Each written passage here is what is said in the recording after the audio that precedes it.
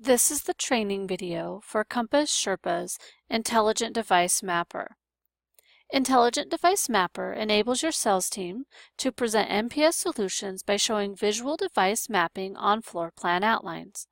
By scanning in a client's current floor plan, the user has the ability to show the current layout of devices versus the recommended layout, as well as the capability to map equipment and allocate volumes by dragging and dropping device icons where they want them. Intelligent Device Mapper can be accessed on any web-enabled device, which means users can strategize solutions not only in the office using Compass Sherpa, but at the customer's site as well as using a laptop or tablet computer. Intelligent Device Mapper is only available for SQL users. The device mapper can be accessed through the modules dropdown in the customer record through Sherpa. This will take you directly into that customer's saved floor plans and maps for you to work in. You can also access the device mapper by logging on to, if I open up an internet browser, www.devicemapper.net. If you choose to log in this way, you will enter your dealership's mapper ID, which is unique to your company or dealership, and your normal Sherpa username and password that you would access Sherpa. Click the Remember Me to have it remember you. Then click Login. Once you have logged in, you can search the customer by company name, address, city, zip, or contact name.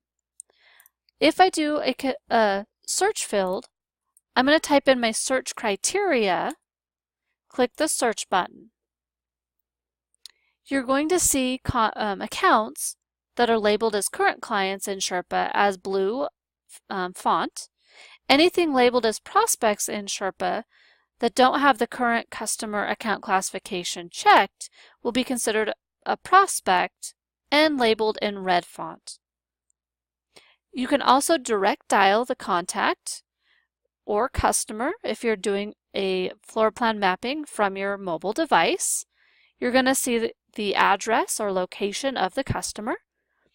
If you wanted to view device or customer details, click your Details or arrow button over to the right of the customer name. You'll then be brought to the customer record to view account details such as name, address, phone number. This is read-only data, so you'll want to click on the Device Mapper button.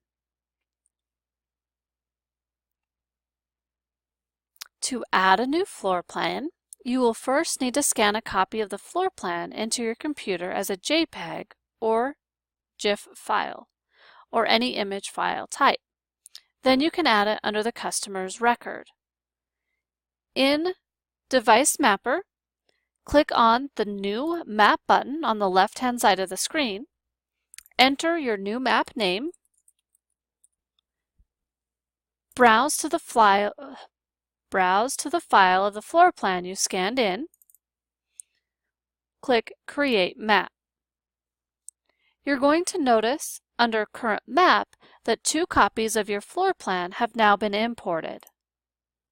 One with the name you entered under New Map Name to use as the current situation, and another with the same name but proposed after it.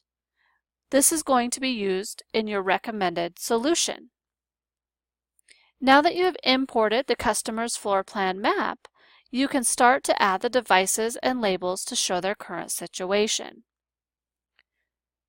Select the new map from the drop-down, the one without the proposed after it.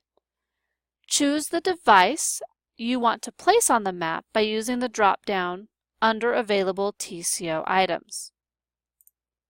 You'll see your list of TCO items loaded in the customer record in Sherpa. Choose the image you want to represent with it, MFP, LaserJet, inkjet, or scanner. I'll choose MFP. Then click the available image and add to TCO. The icon will appear in the upper left corner of the map, and you can now click and drag it to its location on the map. It'll then take you to your next device automatically to begin selecting the image and add to TCO. Keep in mind, if the device has an IP address listed in the TCO, the icon will be labeled with an N for networked. If it is listed in the TCO as a color device, it will be labeled with a C for color. If it is pulled in from the Compass TCO, it will have a circle around it, and if it is pulled in as a marker, it will have a triangle around it. Drag and drop each item, again, to the location on the map. To add a device that isn't in the TCO, click on the Markers button or tab to create a new device. Name the marker, and this will typically be Make, Model, Serial Number, etc. Again, you'll want to choose what type of image this will relate to. If it's going to be colored, is it networked? And then click Add Marker. Again, adding a marker will create that triangle around it, and then you can drag and drop again anywhere on the map that you wish.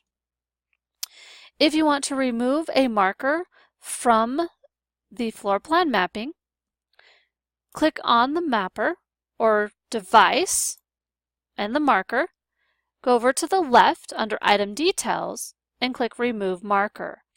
If I wanted to rename the marker, click on the marker, go to the name field, rename it, and click Update.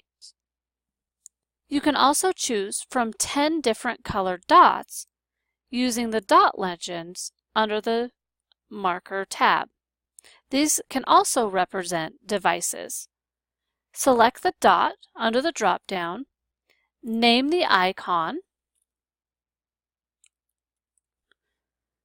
click the dot, and click Add Marker. You can then drag and drop this to where it needs to be placed on the floor plan mapping. To add a caption or title to any of the map, click on the Label tab and type in the text you want. Click Add Label. Again, it will appear in the upper left hand. Then drag and drop that label to where you would wish. If you wanted to remove or rename that label, again, click on the label, go down to the label name and rename it, or click Remove Label.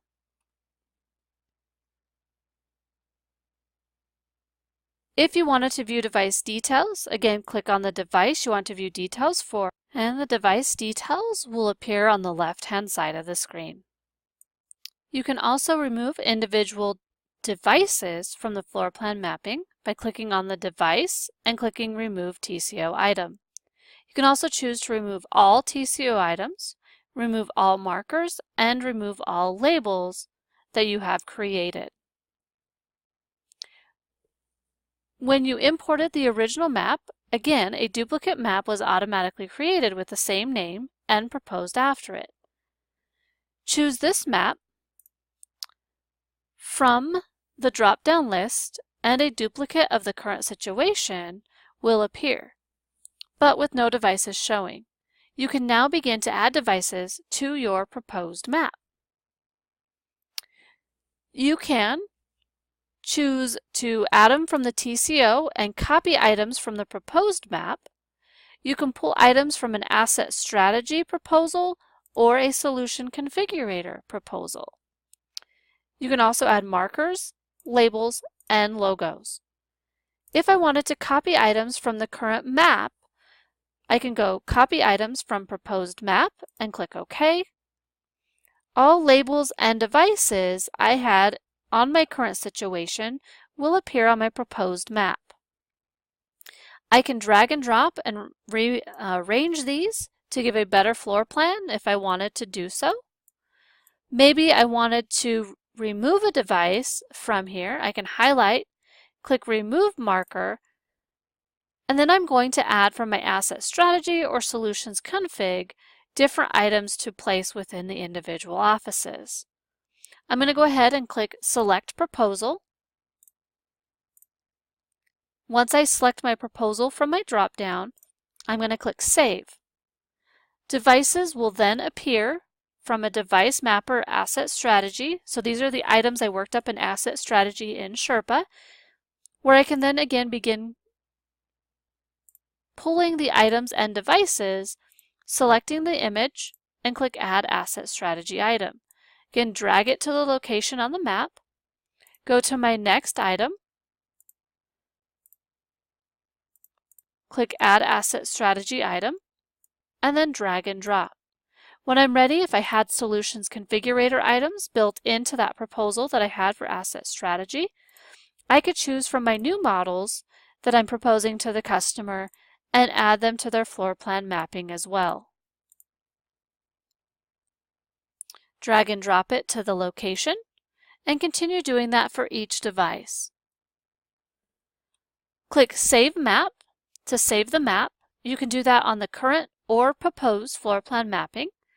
You can also add markers to your proposed. So again, if you wanted to label, maybe you wanted to add a water cooler and get that detailed about where their different waters are at in the office, you could do water cooler. It's not going to be colored or networked. Click Add Marker, and then drag and drop it where it would be at in their map as well. So you can get very detailed on your current or proposed mapping. If you wanted to label more items, you could do so again in the proposed solution, and even add logos to your current and proposed solution. Browse to where your logos would be at. You can then add them to the floor plan mapping. You can click Preview to make sure the logo looks correct. Once you're ready, just click Upload Now. Save Map, and you should be good to go. I can then go back to my current situation. If I wanted to add a logo there, do the same thing. Upload Now. Save Map. And now I have created my current versus proposed floor plan mapping for the customer. If I want to print these maps, I have to do so individually. So maybe I want to print my current floor plan first. I could go to Current, click Print Map, and I can see my floor plan mapping, the way the devices are laid out, my logo, and any device details and marker details. I can click my back button in the map to go back, go to my proposed floor plan mapping, click Print Map, and view my proposed solution for them. I have my logo, who it's presenting to, and again, any device or marker details. Go back. I can then choose if I want to delete a map or add a new map at this time. Thank you for joining me on the Intelligent Device Mapper training video. For further details, please email training@compasscontact.net. Thank you.